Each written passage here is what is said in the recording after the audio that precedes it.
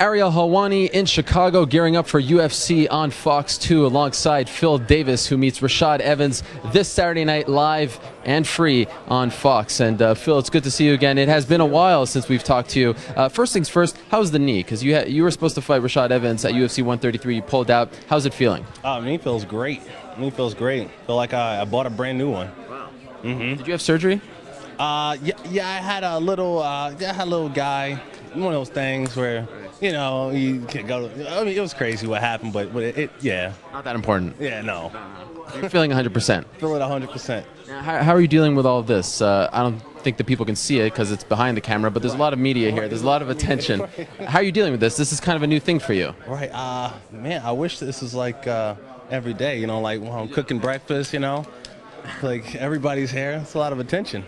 You've come a long way. I remember UFC 109. You were just sort of wandering around at Mandalay Bay, right, wearing your Pirates hat, and you were just sort of chilling. No one wanted to talk to you then. Things have changed, right? It's you, Ariel. Well, I didn't want to say that part, but I appreciate you mentioning it. No, go ahead. Took some time. It's good for you. It's good for you. But things have changed. Did you expect it to happen this quickly for you? No, actually. I've been watching the sport, and it didn't seem like I could make the leaps that I have in such a short amount of time. But I guess that's what happens when you win instead of win 3, lose 1, and set you back a little bit in the rankings, and then you win a couple more. That's a much longer road versus winning them all. So here I am. What's it like to know that the UFC has that kind of confidence in you to put you in this second show on Fox, not only on the telecast but in the main event? Wow, thanks, guys. It means a lot, man. It feels good to know that the company is they know I'm going to put on a good fight, and it's just good to. I don't even know. I'm so appreciative of the opportunity to be on network television and to just be able to show what I can do in front of this many people. It's only my second main event, and it's the first time for UFC on Fox, really, but the second UFC on Fox, and I don't know. It's just such a great opportunity. I'm very thankful. Everyone in the MMA community speaks very highly of you. Everyone has been talking about you for the last couple of years, saying that you could be the guy to beat. I'm not going to say his name because I don't want your coach to take a shot. But it seems as though there are people out there who are legitimately concerned that they're pushing you too quickly. Right. That you're so great, you have so much potential, but they don't want to see you sort of hit a wall here because they're moving you up the ladder too fast. What do you say to those people? I appreciate their concern. It sounds like it's coming from a great place. Although there's, it's hard to really take it slow. There's not, it's more dangerous for me to take fights against guys that aren't coming off a winning record or just up and down.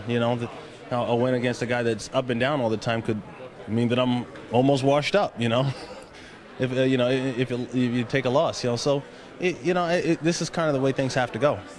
When it was announced that Chael Sonnen would meet Michael Bisping, a lot of people felt like that would be now the unofficial main event because of the trash talking and the buzz that they create for themselves. But then at the end of the conference call on Friday, it seemed as though you and Rashad took back your main event status. Right. And he said some things about you. You kind of played it off, saying that you're a boy, that you wouldn't be fighting if it wasn't your job, and that you wouldn't be ready for the spotlight of Fox. Does that really all not bother you? Because you play it off like it doesn't bother you, but I don't know if that's just what you're trying to do to get into his head. Right. No, it legitimately doesn't bother me. It's silly to believe that Rashad Evans would just be a fighter if he wasn't getting paid. Would any of you be journalists if no one read or listened to anything you wrote? No, that'd be silly. And maybe you like to write in your journal, but that'd be different. Hopefully you wouldn't write about me in your journal every night. I don't know. Only good things. Only good things. Because I care about you. Right. But no, this is a profession. This is my craft. This is something I'm proud to do. For the fans. This is sport. I wouldn't be doing it if it wasn't sport. I wouldn't just be randomly fighting people on the streets. No, it's not me. But apparently that is Rashad Evans. I don't know if that's how I took that. If that makes sense. Right. Do you think he respects you as a fighter? I hope not. I hope not. He will respect me Saturday. Prior to, well, actually, at the first press conference when this fight was announced, he made a comment that got him in some hot water, comparing what he'll do to you to what happened at Penn State, your alma mater. Did that offend you? Not really. I think it was an attempt to offend me, which really just means that he's desperate to offend me. And which really kind of makes it like it's cute. It's like a kid, He really is trying to hurt my feelings on purpose, which makes it all the more special. How do you see this fight playing out? In my favor. Yeah.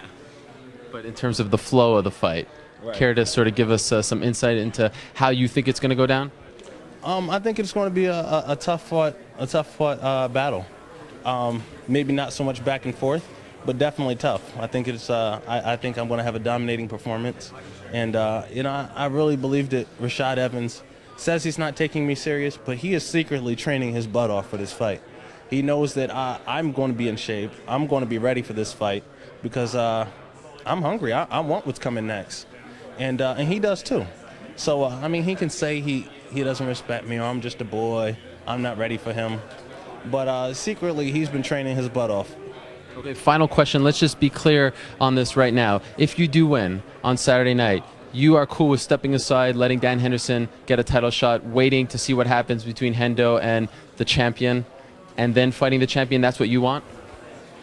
That's fine with me. I'm just a man that is willing to fight whoever Dana White puts me against. We've been through this. I'm Dana White's hitman.